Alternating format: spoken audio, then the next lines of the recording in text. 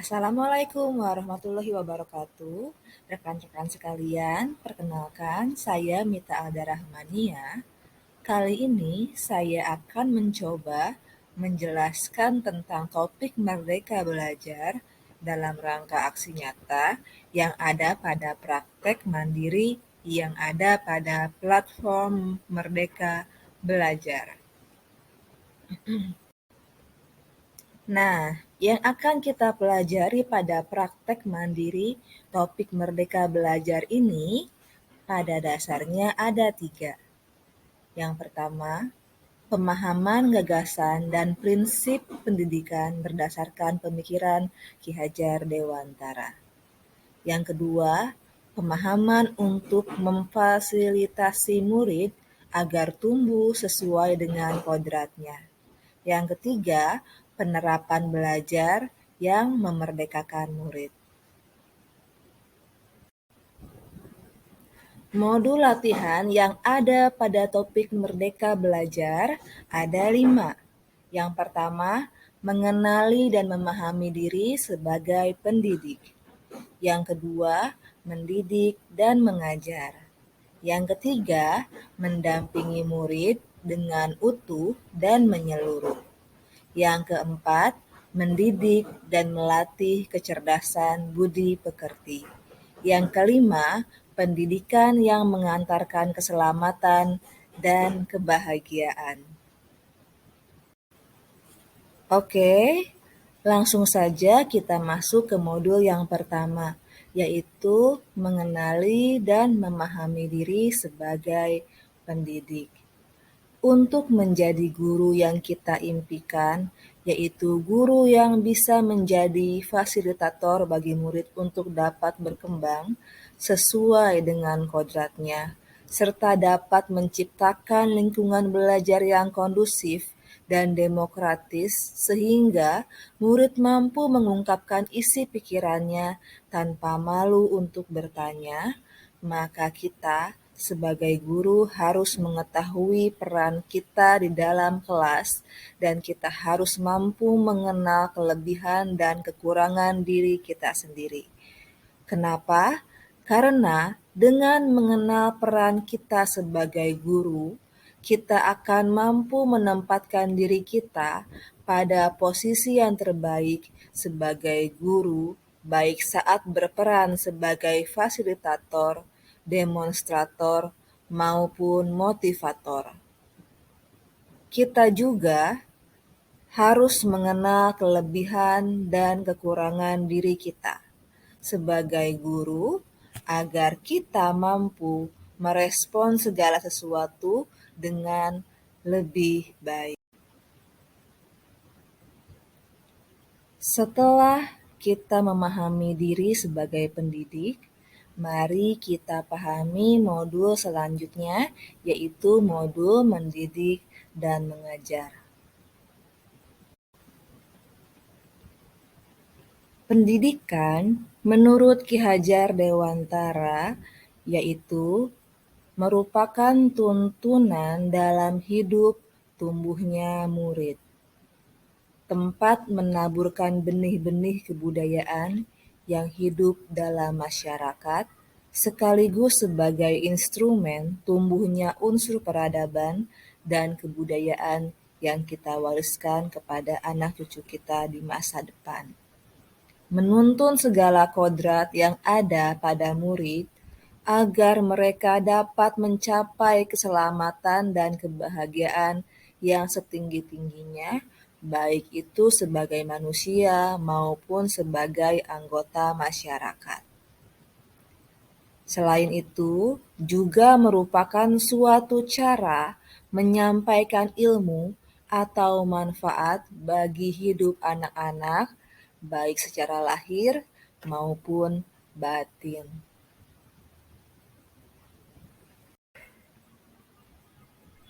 Kodrat murid dipengaruhi oleh 3 hal, yaitu kodrat keadaan, kodrat alam, dan juga kodrat zaman. Sebagai guru, kita wajib mendampingi murid dengan utuh dan menyeluruh, Oleh karena itu, sebagai guru sebaiknya mengenal keadaan, juga mengenal alam, serta zaman di mana siswa-siswi kita tinggal. Dengan begitu, kita bisa memfasilitasi mereka dengan kompetensi-kompetensi yang mereka butuhkan untuk bisa mereka gunakan di masa depan, sehingga mereka bisa hidup sejahtera dan bahagia baik sebagai manusia maupun sebagai masyarakat. Untuk itu, salah satu yang harus kita perhatikan dalam mendidik yaitu mengenal teori trikon sehingga kita bisa menerapkannya dalam mendidik anak. Yang pertama, continue, dalam artian berkesinambungan. Yang kedua, konvergen, dalam artian ilmu yang didapatkan dapat mengambil dari sumber luar. Namun tidak lupa kita perhatikan yang ketiga, yaitu konsentris. Ya, pendidikan harus berdasarkan kepribadian diri sendiri. Jadi, walaupun kita belajar sesuatu dari luar, tetapi kita memperhatikan juga kebudayaan dan jati diri kita sebagai warga negara Indonesia dan juga sebagai manusia. Dan pelajaran-pelajaran ataupun kompetensi-kompetensi yang dipelajari itu merupakan proses yang kontinu atau berkesinambungan. Selain mendidik siswa dalam bidang kognitif, guru juga punya kewajiban untuk mendidik dan melatih kecerdasan budi pekerti siswa. Kenapa ini dianggap perlu? Itu karena budi pekerti merupakan kodrat manusia. Budi pekerti merupakan bulatnya jiwa manusia hasil bersatunya pikiran, perasaan, dan kehendak. Budi pekerti merupakan perpaduan cipta, rasa, dan menghasilkan karya.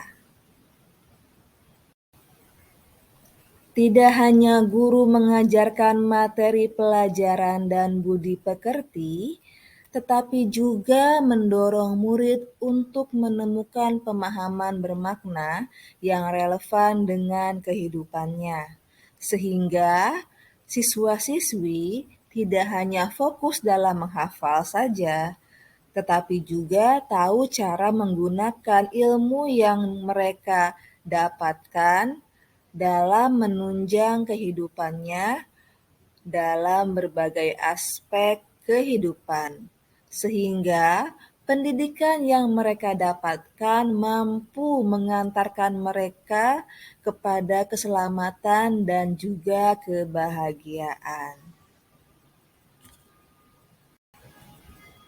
Selanjutnya, sebagai guru kita harus bisa menjalankan sistem Among dan menerapkan 3 semboyan Ki Hajar Dewantara.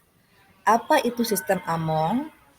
Among yaitu memberikan contoh tentang baik dan buruk tanpa harus mengambil hak murid agar bisa tumbuh dan berkembang dalam suasana batin yang merdeka sesuai dengan dasarnya.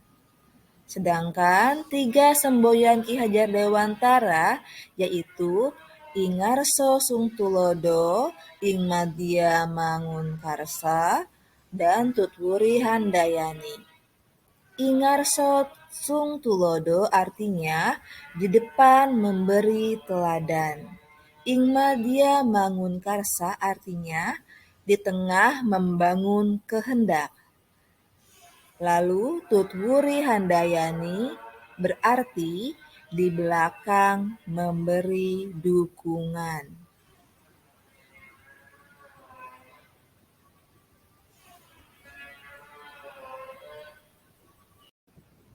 Saat ini, siswa-siswi kita hidup di abad ke-21.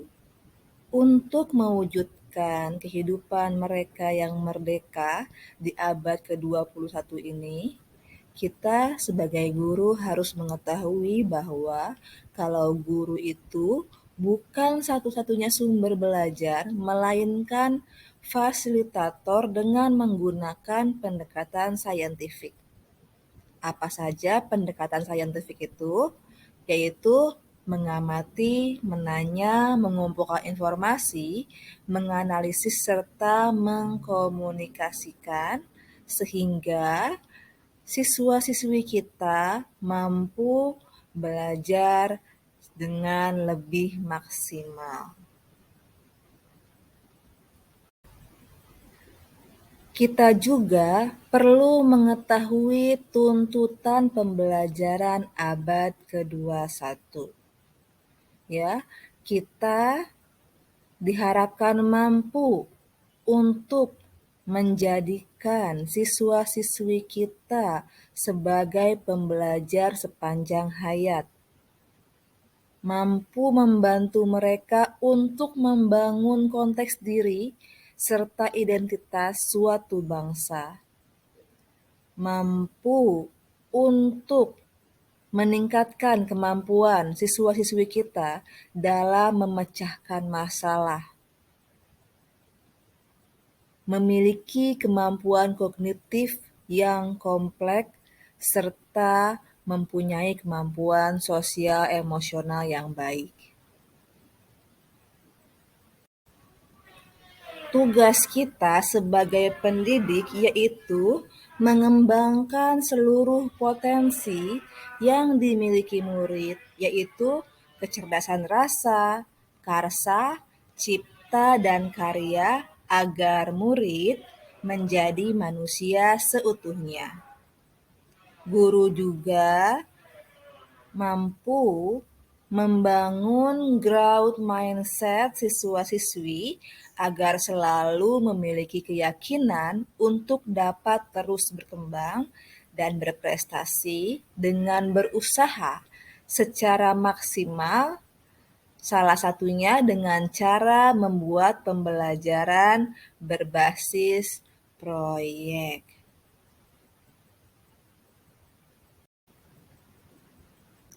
Nah, selain hal-hal yang telah kita bahas, guru juga diharapkan dapat menciptakan lingkungan pembelajaran terbaik bagi murid. Guru membimbing dan mendampingi murid dalam proses belajarnya, bukan hanya sekedar meningkatkan kecerdasan berpikirnya, melainkan juga secara tidak langsung berperan memperbaiki bangsa, salah satunya dengan mengembangkan karakter-karakter baik. Sehingga guru harus mampu menciptakan lingkungan-lingkungan yang baik sehingga siswa-siswi kita dapat berkembang dengan karakter-karakter yang baik. Agar siswa-siswi kita dapat belajar secara maksimal, peran keluarga, sekolah, dan masyarakat sangat dibutuhkan. Pendidikan bukan hanya tanggung jawab guru di sekolah. Perlu kerjasama dan kolaborasi antara keluarga, sekolah, dan masyarakat untuk mewujudkan lingkungan pembelajaran yang optimal bagi murid. Itulah hal-hal yang saya pelajari pada topik Merdeka Belajar. Jika ada ilmu atau pesan yang kurang tepat, saya mohon maaf yang sebesar-besarnya.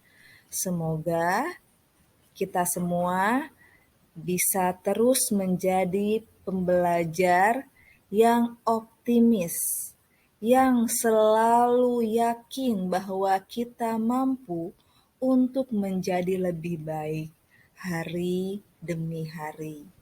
Semoga kita bisa mampu untuk menjadi pelajar sepanjang hayat yang bisa menciptakan lingkungan lebih baik lagi. Assalamualaikum warahmatullahi wabarakatuh.